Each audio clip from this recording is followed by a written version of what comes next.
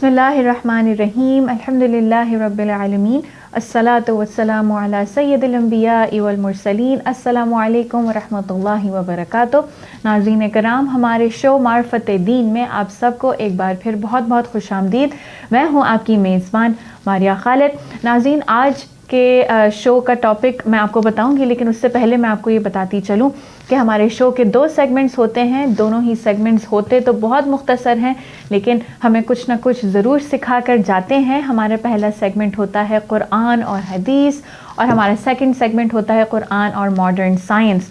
लेकिन जो भी टॉपिक मैं लेकर आपके सामने हाजिर होती हूँ, मेरी कोशिश ये होती है कि टॉपिक हो तो ऐसा हो जिसका ताल्लुक़ हमारी ज़िंदगी से, जो हमारी एवरीडे लाइफ है, उससे बहुत ज़्यादा हो, कनेक्शन हो, रिलेटिविटी हो।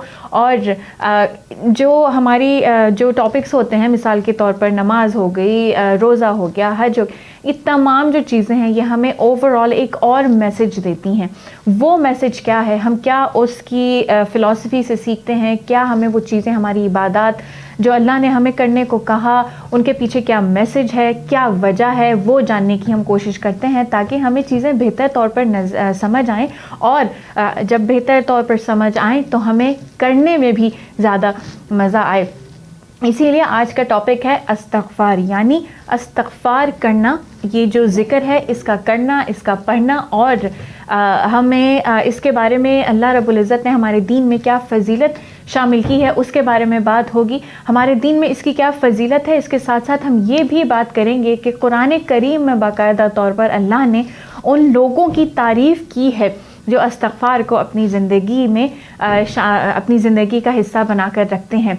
ये बात होगी। उसके बाद ये बात भी होगी कि इस्तिग़फ़ार जैसी जो इबादत है, ये जो कॉन्सेप्ट है, ये हमें सिखाता क्या है, इससे हमें क्या पता चलता है, हम इसके मैसेज को अपनी ज़िंदगी में किस तरह सबसे पहले तो समझें और फिर इम्प्लीमेंट करने की कोशिश करें। लेकिन क्यों इस्तिग़फ़ार, क्यों इस्तिग़फ़ार का मतलब क्या है, इस पर भी बात होगी। लेकिन सबसे पहले तो ये कि इंसान भूल जाता है, हम गलती करते हैं, हम गुनाह करते हैं, हम भूल जाते हैं, हम दोबारा कर लेते हैं, हम इतने पुख्ता इरादे बनाते हैं, लेकिन हमारे इरादे फिर कमज़ोर पड़ जाते हैं, हम फिर इरादा करते हैं, फिर कमज़ोर पड़ जाते हैं।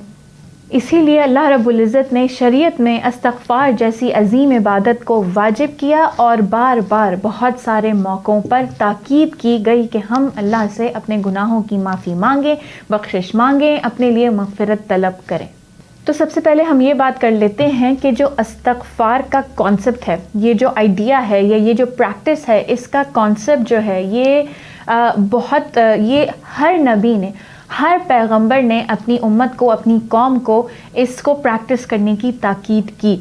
नबी करीम सल्लल्लाहु अलैहि वसल्लम आखिरी नबी हैं, लेकिन उनसे पहले कई नबियों का जिक्र कुरान मजीद में आया जिन्होंने अपनी कौम को इस्तिग़फ़ार तलब करने की कोशिश की। और आइए कुरान मजीद की रोशनी में ऐसी कुछ एग्जाम्पल्स को हम सुनते हैं, इससे हमें इसकी इम्पोर्टेंस को पता चलेगा, और ये भी पता चलेगा कि ये कॉन्सेप्ट हमारे दीन में, या अल्लाह रब्बुल इज़्ज़त का जो पूरा जो निज़ाम है, उसमें इसके जो रूट्स हैं, इसकी जो जड़ें हैं, वो कितनी मज़बूत हैं। तो सूरह नूह की आयत नंबर 10 में अल्लाह रब्बुल इज़्ज़त कुरान मजीद में फरमा रहे हैं, हज़रत नूह अलैहिस्सलाम का जिक्र हो रहा है, और हज़रत नूह अलैहिस्सलाम ने कहा अपनी कौम के बारे में कि तो मैंने इनसे कहा है अपने रब से इस्तिग़फ़ार तलब कर लो। यहाँ हो रही है हज़रत नूह अलैहिस्सलाम की बात।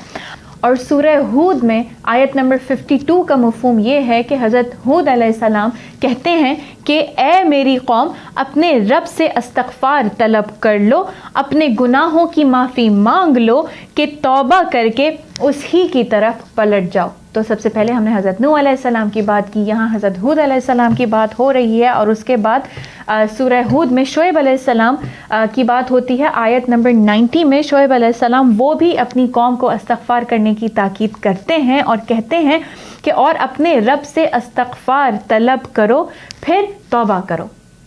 और इसी तरह से नबी करीम सल्लल्लाहु अलैहि वसल्लम को भी हुक्म दिया गया कि अपनी कौम को वो भी इस्तिग़फ़ार की ताकीद करें, और इसका ज़िक्र होता है सूरह हूद की आयत नंबर 3 में, जिसका मफ़हूम ये है कि तुम अपने रब की मग़फ़िरत तलब करो, फिर उसी की तरफ तौबा करके पलट जाओ।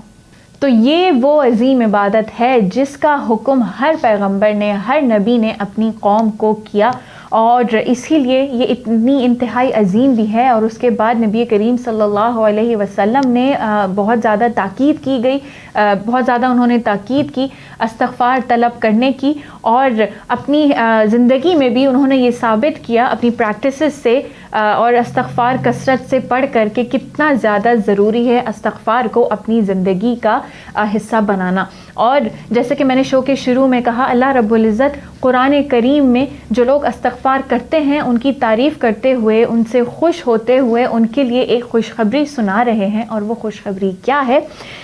سورہ انفال کی آیت نمبر 33، جس کا مفہوم یہ ہے کہ جو لوگ استغفار طلب کرتے ہیں اللہ رب العزت ان کو عذاب میں مبتلا نہیں کرتے۔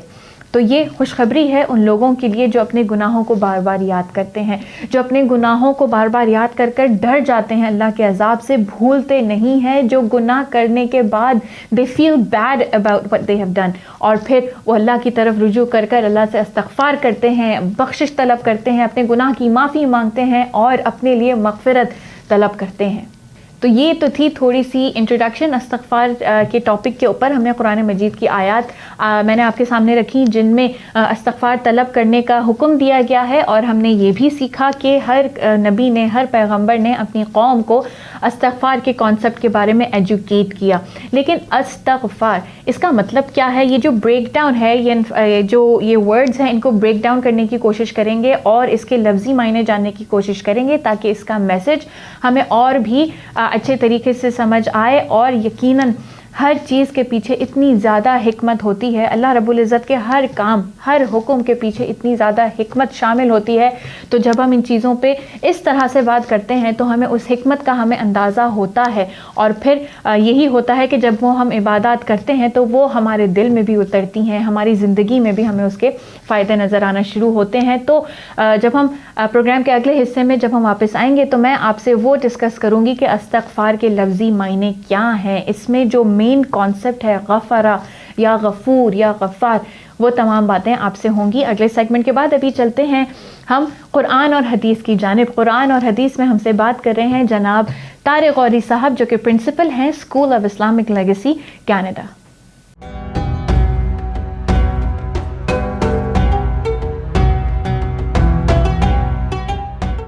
بسم اللہ الرحمن الرحیم۔ ڈیئر ویورز، السلام علیکم ورحمۃ اللہ وبرکاتہ۔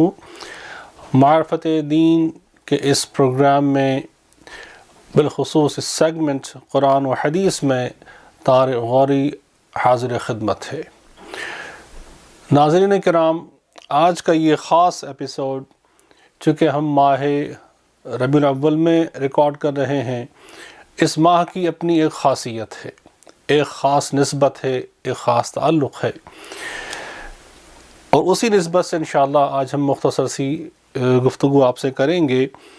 اس سے قبل کہ اس موضوع کا ہم آغاز کریں، اس بات کو سمجھنا از حد ضروری ہے کہ جو ماہ و سال اللہ رب العزت نے تخلیق فرمائے، ظاہر ماہ و سال ہیں، جو مخلوقات ہیں، اللہ کی بارگاہ میں جب اس نے خود تخلیق فرمائی تو ان کا اپنا درجہ مقام، وہ رب کریم پہلے سے اس بات سے آگاہ ہے کہ جو وہ چیز تخلیق فرما رہا ہے اس کا مقام، مرتبہ، منزلت کیا ہے۔ وہ مقام مجھے آپ کو بتا کر یا کوئی مجھے بتائے، اس مقام میں ہم اضافہ نہیں کر رہے ہوتے۔ جب ہم کسی کا تذکرہ کرتے ہیں تو دراصل ان کا تذکرہ کر کر، ان کا درجہ، مقام، مناقب بیان کر کر ہم اپنے اس قوت گویائی کو ایک اعزاز بخش رہے ہوتے ہیں، ہے نا؟ بڑی دلچسپ بات۔ اس کو یوں سمجھ لیجئے، اگر میں اور آپ اپنے رب کو یاد کرتے ہیں، اس کا ذکر کرتے ہیں، تو یہ اللہ کا ذکر کرنا، یہ اس کے مقام کو بلند کرنے کے لیے نہیں ہے۔ اس کی شان جس قدر بالا و برتر ہے، میں اور آپ جو اس کی پیدا کردہ ایک ادناسی مخلوق ہیں، ٹھیک ہے، ہماری کیا جسارت یا کیا ہمت یا کیا جرأت کہ ہم اس کی شایان شان، اس کا ذکر، اس کی یاد جیسا اس کا حق ہے اس کو ادا کر سکیں. ہم اپنے تئیں اپنی بساط کے مطابق اپنا علم، اپنا مشاہدہ، تجربہ، قدرت، جسے ہم جو نام دیں، اس کا اظہار اپنے الفاظوں میں کرنے کی کوشش کرتے ہیں. پھر وہ کتنا مقبول ہے اس کی بارگاہ میں یہ وہ بہتر جانتا ہے. لیکن یہ یاد رکھیں، چاہے ہم اللہ کا ذکر کریں، اس کی مخلوق کا ذکر کریں، رب کریم نے جس شے کو جس مقصد کے تحت پیدا فرمایا اور پھر جو مقام، منصب، مرتبہ اس کو عطا فرمایا، یہ وہی جانتا ہے. اور اس مقام و منصب و مرتبہ میں جب میں اور آپ اس کا ذکر کرتے ہیں، جب اسے یاد کرتے ہیں، ہم اس میں کوئی اضافہ نہیں کر رہے ہوتے. ہم تو وہ ذکر کر کر جو مقام اللہ نے وہ عطا اسے فرمایا ہوا ہے، اپنے اس ذکر کو، اپنی اس قوت گویائی کو، اپنی اس ذات کو، اپنے اس علم کو، اپنے اس ہمت و طاقت و جستجو کو ایک رونق بخش رہے ہوتے ہیں. ہم کوشش یہ کر رہے ہوتے ہیں دراصل کہ یا رب کریم، تو نے ہمیں جو علم عطا فرمایا، جو معرفت دین ہمیں عطا فرمائی، یا رب کریم جو کچھ تو نے ہمیں عطا فرمایا، ہم اپنے ٹوٹے پھوٹے الفاظوں میں کوشش کر رہے ہیں. ہم کسی قدر اس توانائی کا جو تو نے ہمیں عطا فرمائی، وہ علم جو ہمیں عطا فرمایا، یہ قوت گویائی جو ہمیں عطا فرمائی، سوچنے سمجھنے کی یہ جو قوت تو نے ہمیں عطا فرمائی، اب ہم کوشش کر رہے ہیں یا رب کریم کہ اس کا کسی قدر حق ادا کر سکیں. تو یہ بات ہمیشہ یاد رکھیں، ہم اللہ کا ذکر کریں، اللہ کے انبیاء کا ذکر کریں، اس کی اس بنائی ہوئی مخلوق کا ذکر کریں. جو شان مرتبہ لے کر یہ مخلوق دنیا میں آئی ہے، پیدا کی گئی ہے، جب ہم اس کا ذکر کرتے ہیں تو ہم اس کی شان میں کوئی مزید اضافہ نہیں کر رہے ہوتے. ہم محض اپنا زندہ ہونا، مسلمان ہونا، صاحب علم و فہم ہونا، جس قدر ہم اپنے الفاظوں میں اس کو بیان کر سکتے ہیں، ہم اس کا حق ادا کرنے کی کوشش کر رہے ہوتے ہیں. اب آئیے مضمون کی طرف واپس لوٹتے ہیں کہ جب ہم اللہ اور اس کے پیارے محبوب حبیب کریم صلی اللہ تعالیٰ علیہ وسلم کا تذکرہ کرتے ہیں تو یہ تو وہ شان ہے، وہ منزلت ہے، وہ مقام ہے جو انسان کی عقل و فہم سے ورا ہے کہ رب کریم جب خود یہ فرمائے اپنے اس پیارے محبوب کے بارے میں کہ جس طرح میں نے عرض کیا کہ ماہ ربیع الاول میں چونکہ ہم اس ذکر کو آج ماشاءاللہ تازگی اپنے وجود کو، اپنے گفتگو کو بخش رہے ہیں ذکر کے ذریعے، تو گویا اس ماہ ربیع النور میں، ماہ ربیع الاول میں کہ اللہ رب العزت نے جس ہستی کو دنیا میں مبعوث فرمایا، تمام انبیاء و رسل کے سردار، تمام مخلوقات عالم کے سردار، تمام عالمین کی رحمت، جنہیں اس ماہ کی جس شب میں، جن لمحات میں دنیا میں مبعوث فرمایا، میں اور آپ خوش نصیب ہیں کہ اپنی زندگی میں ان لمحات کو ہم متبرک سمجھتے ہوئے، جانتے ہوئے، اس کے اعزاز میں کچھ گھڑی، کچھ لمحے، کچھ لمحات زندگی کے بسر کرنے کی کوشش کر رہے ہیں. میں اور آپ اس قابل نہ پہلے تھے، نہ پہلے کبھی یہ ہمارے گمان میں یہ چیز موجود تھی کہ جس لمحہ میں اور آپ ذکر میں مشغول ہیں، محب ہیں، کہ ہمیں یہ مواقع بھی کبھی میسر آئیں گے.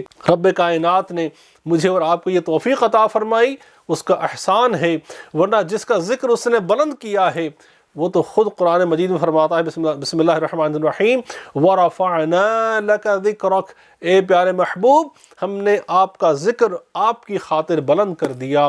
وہ اس کا خود ذکر بلند کرنے والا ہے.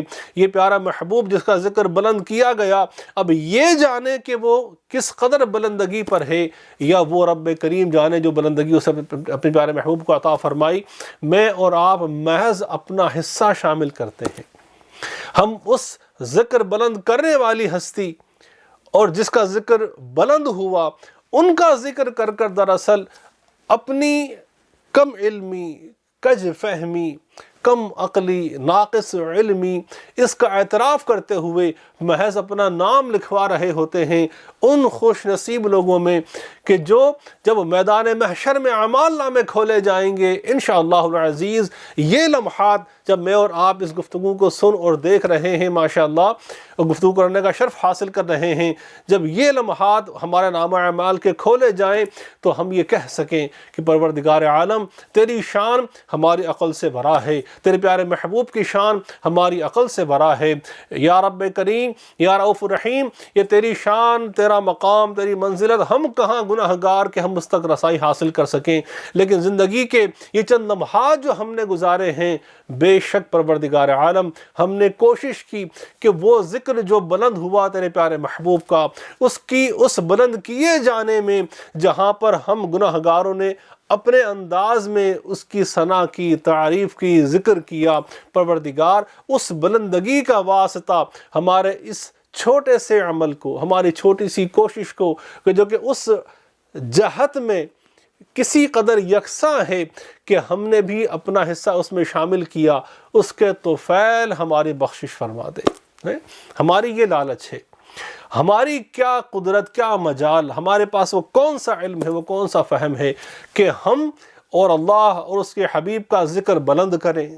یہ تو اللہ جانے، اس کا محبوب جانے، ہم تو اس ذکر میں اپنا حصہ شامل کر کر گویا کہ اپنے اس ناکارہ وجود کو، بیکار وجود کو، ان چھوٹے چھوٹے سے الفاظوں کو جس کی حقیقتاً کوئی وقت نہیں، کوئی حیثیت نہیں، ہم ان الفاظوں کو ایک منزل، مناقب اس اعتبار سے دینا چاہتے ہیں کہ یا رب کریم چونکہ تیرا نام ہے، تیرے پیارے محبوب کا نام ہے، تیرا ذکر ہے، تیرے پیارے محبوب کا ذکر ہے، تو ان جب بلند و بالا ہستیوں کا ذکر، ان رب کریم کے نازل کردہ عظیم قرآن مجید کی آیات کا تذکرہ، اس پیارے ذکر حدیث مبارکہ کا جب ہم ذکر کرتے ہیں، جب اس پیارے دین متین شریعت مطہرہ کا ہم جب ذکر کرتے ہیں، جب اسے سیکھنے کی، سکھانے کی ادنا سی ہماری کاوش ہوتی ہے، تو اس سارے سلسلے میں ہم جو چیز حاصل کرنا چاہتے ہیں کہ یا رب کریم قبول کرنا بھی تیرے ہی اختیار میں ہے، اس کو مقبول فرمانا، اپنی بارگاہ ہمیں مستجاب فرمانا بھی یہ تیرا ہی اختیار ہے۔ ہم صرف جو کر سکتے ہیں وہ یہ کہ اپنی اس ادنا سی کاوش کو تیری بارگاہ میں پیش کرتے ہیں، بس اس سے بڑھ کر ہمارا کوئی اور لالچ نہیں، اس سے بڑھ کر ہمارا کوئی اور مقصود نہیں کہ تو ہم سے راضی ہو جائے۔ باقی ہمارے پاس نہ وہ الفاظ ہیں، نہ وہ انداز ہے، نہ ہی وہ جہت ہے، نہ ہی وہ حسن کلام ہے، نہ ہی وہ الفاظ ہیں کہ چاہے تیرا ذکر ہو، اس پیارے محبوب کا کہ جس کا ذکر تو نے بلند فرمایا، اس کا ذکر ہو، ہم کہاں اس کا حق ادا کر سکتے ہیں؟ ہمارے پاس کہاں وہ حیثیت، ہمارے الفاظوں کے پاس کہاں وہ جہت، کہاں وہ قدر و منزلت کہ اس کے قریب بھی پہنچ سکیں۔ بات صرف اور صرف یہ ہے سامعین محترم، میں اور آپ جب اللہ کے ذکر میں، اس کے پیارے محبوب کے اور محبوبین کے ذکر میں جب ہم مستغرق ہوتے ہیں، جب ہم انہیں یاد کر رہے ہوتے ہیں، دراصل یاد انہیں کر رہے ہوتے ہیں، مفاد ہمارا اپنا ہوتا ہے کہ ان کے ذکر کی برکت سے، ان کی زندگی کا جب ہم مطالعہ کرتے ہیں، جب ہم ان کی زندگی سے متعلق شب و روز کو دیکھتے ہیں، تو دراصل اس نور میں، اس روشنی میں، اس اللہ کی برستی چھما چھم رحمتوں میں جن کا وہ دراصل فائدہ اٹھا کر گئے، ہم یہ تلاش کر رہے ہوتے ہیں کہ آئیے دیکھیں کہ ہم اپنی زندگی کے ان شب و روز میں اس نور کو، اس فیض کو، اس فضل کو، اس کرم کو کس طرح حاصل کر سکتے ہیں۔ باقی ہمارے پاس کوئی اختیار نہیں، ہمارے پاس کوئی ایسا انداز نہیں کہ جو ہم یہ کہہ سکیں کہ یہ مقبول ہے، یہ محبوب ہے۔ ٹوٹے پھوٹے الفاظ اس کی بارگاہ میں اپنے انداز میں پیش کرتے ہیں، وہی قبول فرما لے اس کی شان ہے، قبول نہ فرمائے اس سے کوئی پوچھنے والا نہیں ہے۔ عزیزان محترم، سامعین کرام، ناظرین کرام، حقیقت حال یہی ہے کہ یہ خوش نصیبی ہے ہماری کہ ہم اپنی نسبت اس رب کا بندہ ہونے سے کرتے ہیں۔ یہ خوش نصیبی ہے ہماری کہ ہم اپنی نسبت امتی، اور کس کا امتی؟ فرمایا تم بہترین امت ہو ان تمام امتوں میں اخرجت للناس جو اس دنیا میں کبھی بھیجی گئی ہیں۔ میں اور آپ اس امت میں پیدا کیے گئے، اس پیارے محبوب کریم کے ہم امتی کہلاتے ہیں۔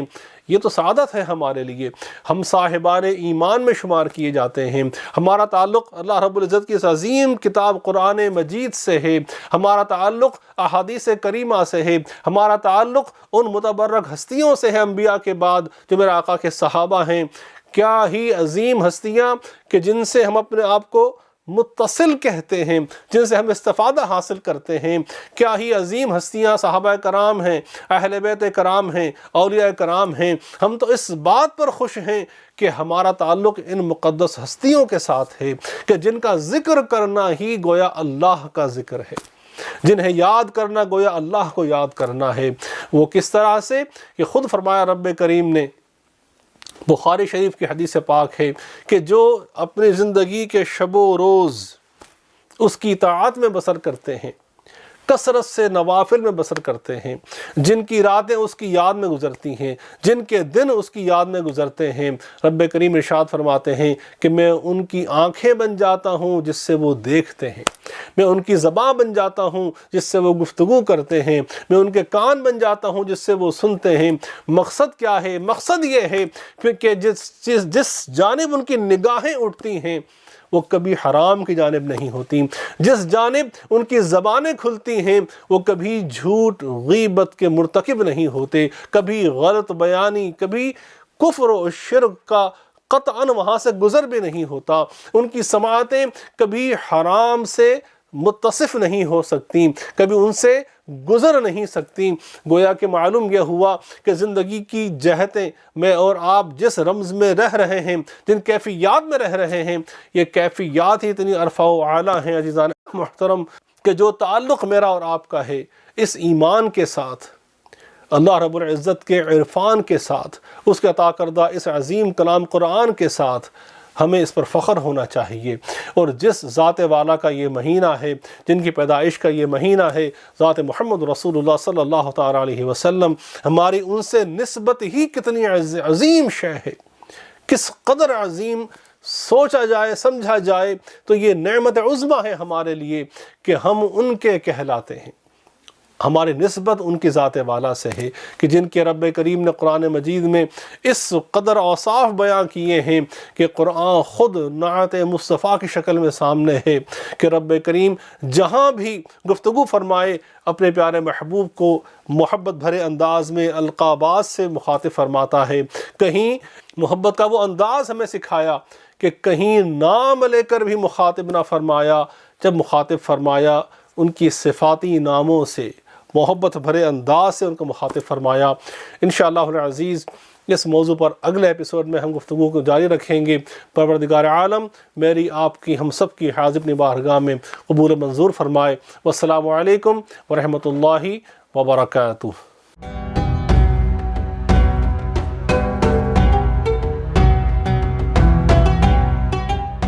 ناظرین، آپ نے ہمارا سیگمنٹ دیکھا قرآن اور حدیث، اور واپس آتے ہیں اپنے ٹاپک کی طرف، اور آج آپ سے بات ہو رہی ہے استغفار کے اوپر، اس عبادت کے اوپر، یہ جو ذکر ہے استغفار کا اس کے اوپر، اور اس کے پیچھے جو حکمت ہے، جو کانسیپٹ ہے، جو میسج ہے، اس پر ہم آج بات کر رہے ہیں۔ تو آئیے بات کرتے ہیں استغفار کا مطلب کیا ہے۔ استغفار کے بیچ میں یہ جو لفظ آتا ہے غفرہ، غفرہ کا مطلب کیا ہے؟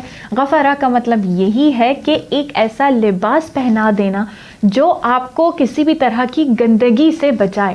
تو آج کل جو ہم کرونا وائرس کی وجہ سے جو پبلک میں جب ہم جاتے ہیں اور ہم ماسک پہنے ہوئے ہوتے ہیں جراثیم سے بچنے کے لیے، اس بیماری سے بچنے کے لیے، تو اسی طرح سے استغفار کا جو ذکر ہے، اس کے اندر جو غفرہ کا لفظ ہے، جو یہ آئیڈیالوجی ہے، اس کا مطلب یہی ہے کہ ایک طرح سے ہمارے لیے، ہمارے پورے وجود کے لیے یہ ایک پروٹیکٹیو گیئر ہے جو ہم اپنے اوپر چڑھا لیتے ہیں، جو ہمیں گندگی یعنی گناہوں سے بچاتا ہے۔ اور پھر استغفار کا مطلب یہی ہے مغفرت اپنے لیے طلب کرنا۔ اور یہاں پر میں ایک چیز یہ پوائنٹ آؤٹ کرنا چاہوں گی کہ ہم نے بچپن سے سنا ہے کہ جب کسی کا انتقال ہو جاتا ہے تو ہم اپنے بڑوں کو سنتے ہیں کہ سب سے پہلے اور بنیادی دعا مرحوم کے لیے یہی ہوتی ہے کہ اے اللہ ان کی مغفرت فرما۔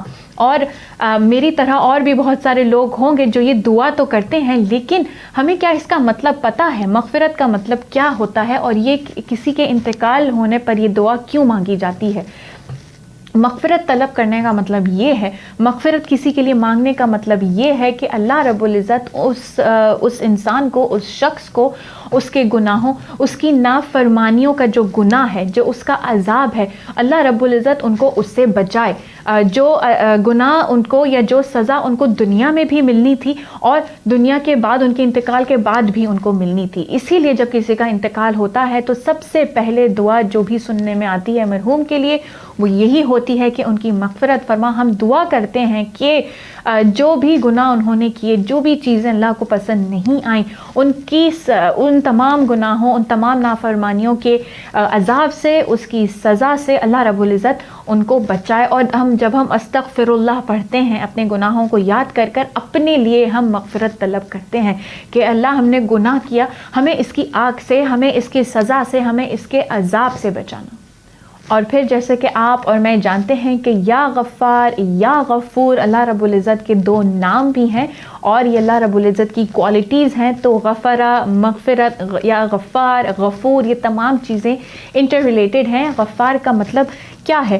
غفار کا مطلب یہی ہے کہ معاف کرتا چلا جانے والا. لیکن غفور کا مطلب کیا ہے؟ the one who forgives, یعنی معاف کرنے والا. لیکن غفار کا مطلب یہ ہے the one who continues to forgive, یعنی جو معاف کرتا چلا جاتا ہے کیونکہ اس کا کانسیپٹ یہی ہے کہ یہ ہم نے گناہ کیا اور ہم نے استغفار پڑھ کے یہ ہمارا گناہ معاف ہو گیا. لیکن کیونکہ ہم نے استغفار پڑھا تھا, وہ عادت اللہ رب العزت کو اتنی پسند ہے, یہ کانسیپٹ, یہ پریکٹس اللہ کو اتنا پسند ہے کہ جب ہم استغفار پڑھتے ہیں تو یہاں گناہ تو ہمارا معاف ہو جاتا ہے لیکن ہمارے درجات بلند ہوتے رہتے ہیں کیونکہ ہم نے یہاں پر استغفار پڑھا تھا. تو غفور جو معاف کرتا ہے اور غفار جو معاف کرتا چلا جاتا ہے, وہ اتنا خوش ہوتا ہے اللہ ہماری اس پریکٹس سے کہ ہمارے گناہ تو معاف ہو جاتے ہیں لیکن اس پریکٹس کی وجہ سے ہم نے اللہ سے ان گناہوں کی معافی مانگی. وہ اللہ کو اتنا پسند ہے کہ ہمارے جو سٹیٹس ہے ہمارا وہ ایلیویٹ ہوتا چلا جاتا ہے. اب نبی کریم صلی اللہ علیہ وسلم کی حیات مبارکہ سے اس مثال کو ڈسکس کرتے ہیں جب انہوں نے فرمایا صلی اللہ علیہ وسلم, انہوں نے کہا کہ میں روزانہ اپنی زندگی میں 70 سے 100 دفعہ سے زیادہ استغفار طلب کرتا ہوں. تو یہاں پہ ہمیں کیا میسج مل رہا ہے؟ نبی کریم صلی اللہ علیہ وسلم جو وجہ تخلیق کائنات ہیں, جو اللہ کو سب سے زیادہ پیارے ہیں, جو اللہ کو سب سے زیادہ محبوب ہیں, جو شیطان کے وسوسے سے مکمل طور پر پاک ہیں, جو کسی بھی برائی سے پاک ہیں, جو گناہوں سے پاک ہیں, اس جیسا انسان روزانہ ہم سے کہہ رہے ہیں کہ میں 100 دفعہ سے زیادہ استغفار طلب کرتا ہوں. اس کا کیا مطلب ہے؟ کیا میسج ہمیں دیا جا رہا ہے؟ ہمیں میسج یہی دیا جا رہا ہے کہ یہ کوئی آپشن نہیں ہے, یہ واجب ہے کہ ہم استغفار کریں, یہ واجب ہے کہ ہم اپنی گناہوں کی معافی مانگیں. This is not something that is optional. ہم اور یہ بھی ہمیں یہاں پر یہ میسج ملتا ہے اس ایگزامپل کو دیکھ کر کہ ہماری یہ سوچ بالکل بھی نہیں ہونی چاہیے کہ ہم تو روزے رکھتے ہیں, ہمیں کیا ضرورت ہے معافی مانگنے کی, ہم تو نمازیں پڑھتے ہیں, 5 وقت کے نمازی ہیں, ہمیں کیا ضرورت ہے استغفار پڑھنے کی, ہم نے تو حج کیے ہوئے ہیں, ہم عمرے پہ جاتے ہیں, ہمیں کیا ضرورت ہے. استغفار تو وہ لوگ کریں جو جھوٹ بولتے ہیں, استغفار تو وہ لوگ کریں جو غیبت کرتے ہیں, جو گالیاں دیتے ہیں, جو غصہ کرتے ہیں, جو چوریاں کرتے ہیں, ہمیں کیا ضرورت ہے استغفار کرنے کی. نبی کریم صلی اللہ علیہ وسلم جیسی عظیم ہستی ہم سے کہتی ہے کہ میں ایک دن میں 100 دفعہ سے زیادہ استغفار کرتا ہوں. تو اس کا کیا مطلب ہے ناظرین؟ Regardless of our status, regardless of our religious practices, استغفار طلب کرنا آپشنل نہیں ہے. یہ ہمارے دین کا, ہمارے بلیف ہے. کسی بھی طرح سے ہم اپنے ریلیجن کو پریکٹس کریں, استغفار کرنا یعنی اپنے گناہوں کی معافی مانگنا, یہ ہمارے دین کا بہت بڑا حصہ ہے, بہت زیادہ بڑا حصہ ہے اس کا ہماری پورے ریلیجن آف اسلام کے اندر. تو یہ تو تھی امپورٹنس استغفار طلب کرنے کی. پروگرام کے شروع میں ہم نے قرآنک آیات کو لے کر ہم نے استغفار کی جو اہمیت ہے, جہاں جہاں اللہ رب العزت ہمیں یہ حکم دے رہے ہیں, ہم نے وہ اسٹڈی کیا. اور پھر ہم نے اس پر بھی تھوڑی سی بات کر لی کہ استغفار کے اندر جو ورڈ ہے غفرہ کا, اس کا کیا مطلب ہے. غفرہ, مغفرت, غفور, غفار, یہ تمام چیزیں ریلیٹڈ ہیں. اس کے کانسیپٹ کو سمجھنے کی ہم نے کوشش کی. ابھی ہم جا رہے ہیں ایک بریک کی جانب. بریک سے واپس آئیں گے تو پھر ہم چلیں گے اپنے اگلے سیگمنٹ کی جانب. وہ see you after the break.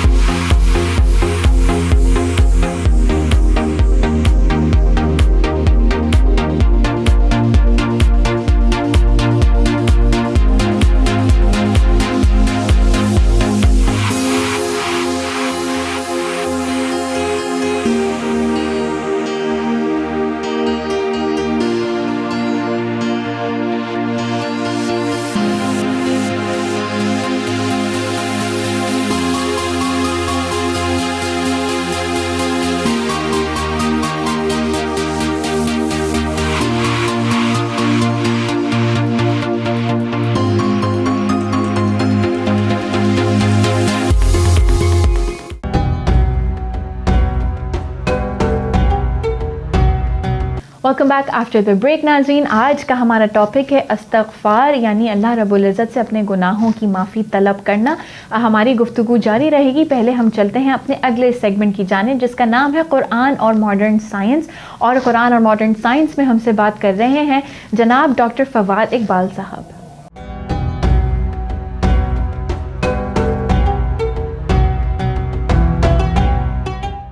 बिस्मिल्लाहिर्रहमानिर्रहीम। अस्सलाम वालेकुम नाजरीन, मैं डॉक्टर फवाद इकबाल आपकी खिदमत में हाज़िर हूँ। और हर हफ्ते की तरह एज़ यूजुअल हमने एक रिसर्च बेस्ड टॉपिक आपके लिए आज सेलेक्ट किया है। और आज का टॉपिक थोड़ा सा आपने देखा होगा कि यूजुअली मैं बात कर रहा होता हूँ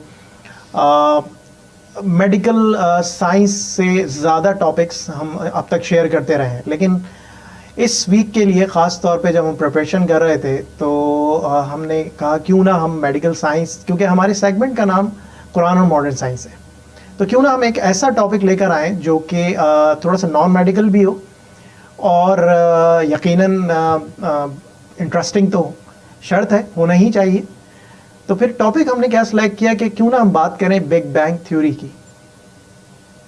अच्छा, बिग बैंग थ्योरी मैं समझता हूँ एक ऐसा लफ्ज़ है या एक ऐसी थ्योरी है जिसका थोड़ी बहुत नॉलेज कहीं ना कहीं आपने नाम इसका सुना होगा। बहुत सारे लोग इसके बारे में बहुत ज़्यादा भी जानते हैं और बहुत क्लियरली भी इसका कॉन्सेप्ट उनको पता है। तो बात जो इंटरेस्टिंग है, बात जो बहुत ही ज़्यादा इम्पॉर्टेंट है यहाँ समझना कि बिग बैंग थ्योरी का कॉन्सेप्ट है क्या और इसके हवाले से कुरान ने इसका क्या जिक्र किया, इसको कुरान ने कैसे डिफ़ाइन किया। तो हम आज बात करने जा रहे हैं क्रिएशन ऑफ यूनिवर्स की, ठीक है, इर्तका, इस कायनात के इर्तका की बात होगी आज। इंटरेस्टिंग बात है कि कुरान का नज़ूल हमारे नबी सल्लल्लाहु अलैहि वसल्लम ने डिफ़ाइन किया, हमें सारी नॉलेज दी अल्लाह ताला ने उनके तवस्सुस से। और उस जो नज़ूल कुरान हुआ उसमें हमें ये सारी चीज़ें नॉलेज मिली और हमें बताई गई। अच्छा, बिग बैंग थ्योरी भी कुरान में डिफ़ाइन की गई।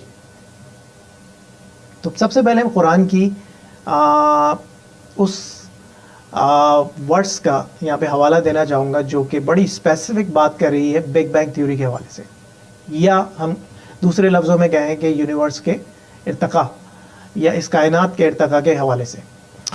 वो है सूरह अल-अंबिया और इसकी 31 यानी कि 3:1 आयत कहती है कि do not the disbelievers see that the heavens and the earth were a closed up mass.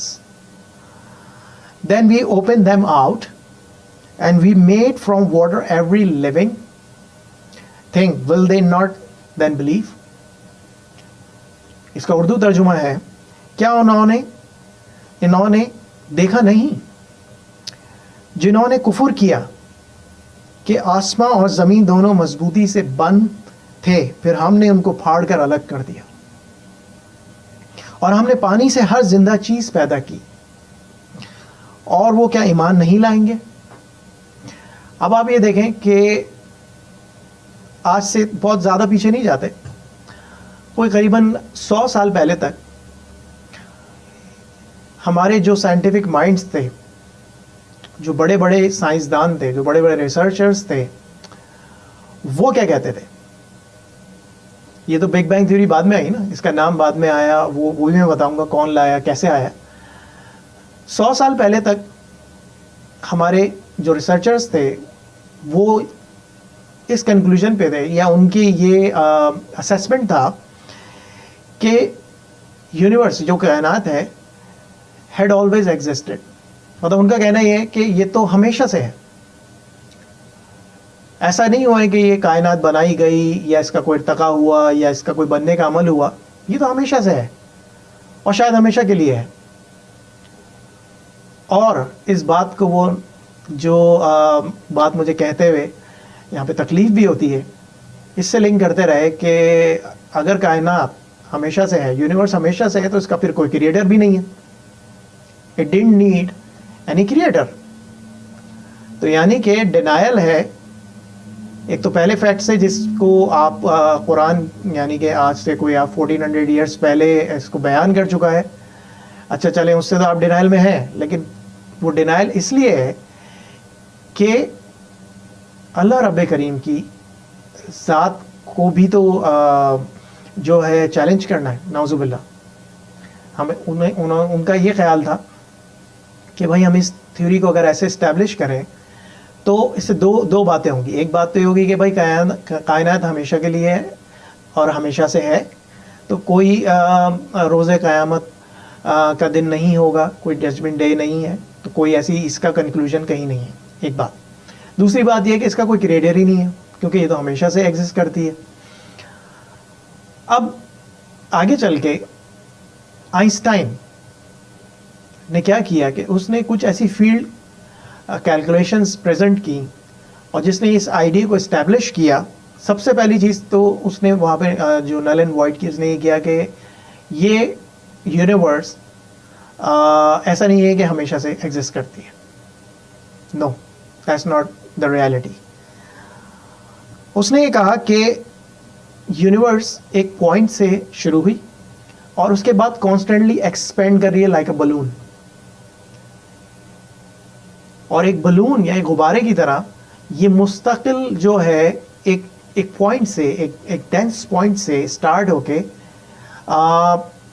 آپ سمجھیں کہ اس کی بلوننگ ہو رہی ہے, یہ ایک بلون کی طرح پھول رہی ہے یا ایکسپینڈ ہو رہی ہے.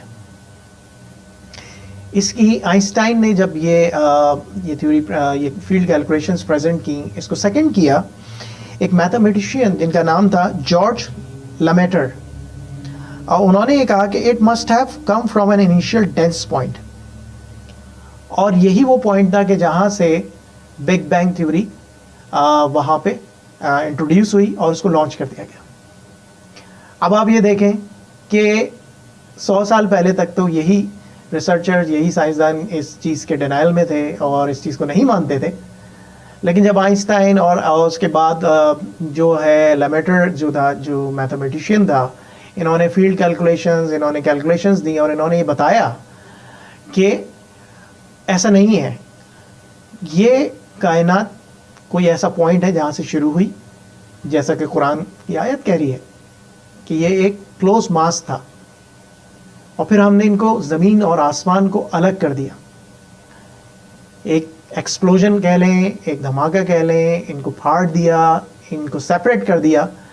بٹ قرآن تو بگ بینگ تھیوری تو قرآن دے رہا ہے, اور وہ بھی آج نہیں, آج سے سینکڑوں سال پہلے بتا رہا ہے. اور ہمارے سائنٹسٹ, انسان اب سے 100 سال پہلے تک بھی ان غلط رانگ امپریشنز میں جی رہا تھا کہ بھائی یہ تو ہمیشہ سے ہے, ہمیشہ کے لیے ہے اور اس کا کوئی کریٹر نہیں ہے. نعوذ باللہ.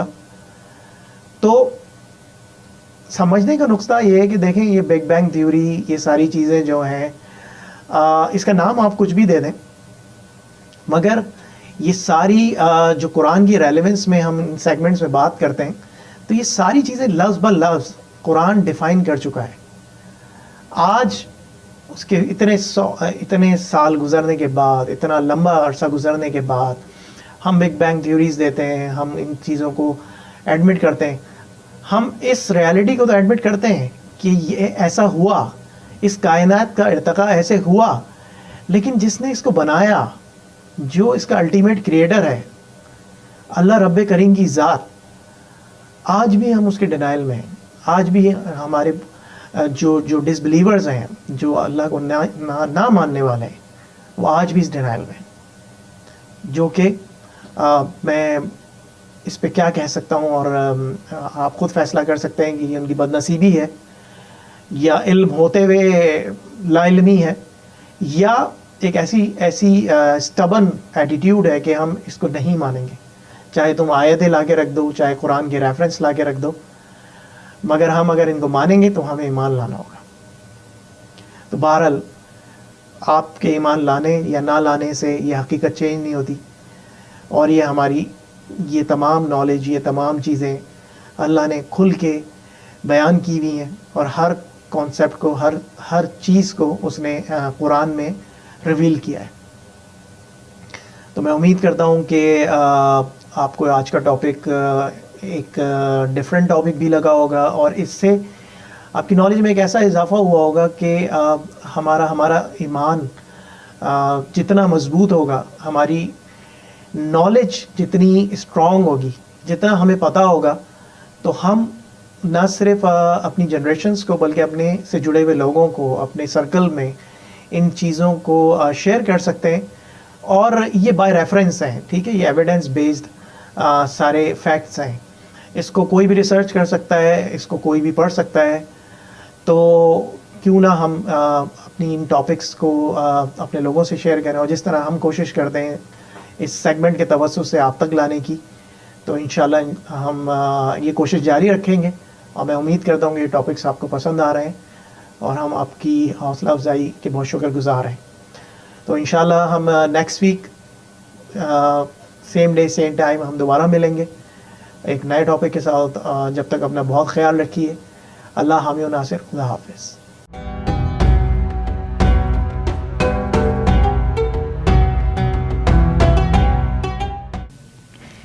ویلکم بیک ناظرین. آج بات ہو رہی ہے استغفار کے ٹاپک کے اوپر. استغفار کا مطلب کیا ہے؟ یہی کہ seeking forgiveness for our sins, اللہ رب العزت سے اپنے گناہوں کی معافی طلب کرنا. اور استغفار پڑھنا ایسا ہی ہے جیسے اپنے آپ کے جیسے ہمارے اوپر ایک پروٹیکٹیو گیئر ہم چڑھا لیتے ہیں جس سے ہم مزید گناہوں سے بچ سکیں.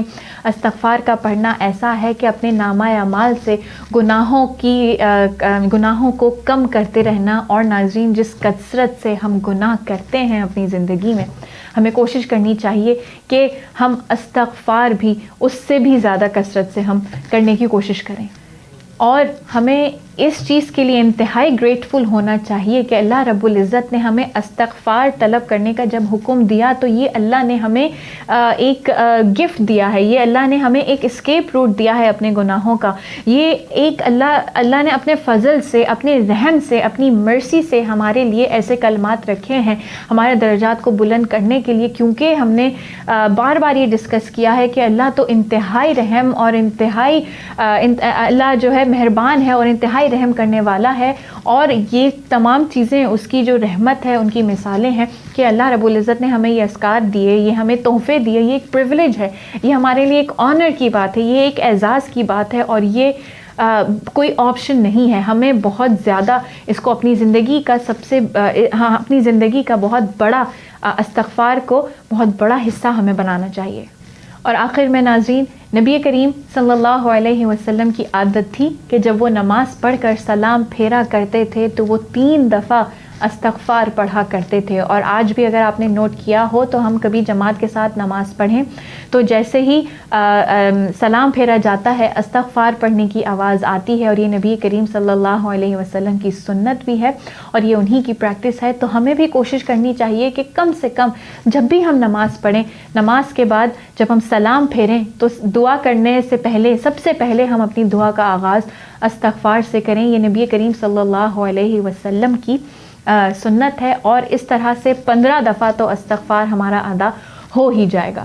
اس کے علاوہ ہم کس طرح سے اپنی زندگی کا حصہ اس کو بنا سکتے ہیں؟ نبی کریم صلی اللہ علیہ وسلم نے اپنی امت کے لیے دعا فرمائی کہ اے اللہ میری امت کی صبح میں برکت عطا فرما. اور یہ انہی کی دعا ہے جس کا اثر آج تک ہمیں محسوس ہوتا ہے. صبح کیے گئے کام ان کی بات ہی کچھ اور ہوتی ہے, ان میں برکت ہی اور ہوتی ہے. تو جب ہم صبح اپنے کاموں کا آغاز کر رہے ہوں, جب ہم ناشتہ بنا رہے ہوں, جب ہم جاب پر جا رہے ہوں, بس میں, گاڑی میں, جب ہم صبح کا اپنا آغاز کریں, اپنے دن کا آغاز کریں, تو ہمیں کوشش کرنی چاہیے کہ ہم استغفار کو اپنی مارننگ روٹین کا حصہ بنائیں. اس سے اس کی برکتیں پورے دن ہمارے ساتھ ضرور رہیں گی. اور جب ہم ایسا کریں گے تو ہم زیادہ اویئر ہوں گے, ہم زیادہ کانشیس ہوں گے کہ ہم کون سی چوائسیز اپنی زندگی میں بناتے ہیں, کن کن چیزوں کا اپنے لیے انتخاب کرتے ہیں. ہم زیادہ وائزر چوائسیز بنائیں گے اور ایونچولی الٹیمیٹلی ہم ایک بہتر مسلمان,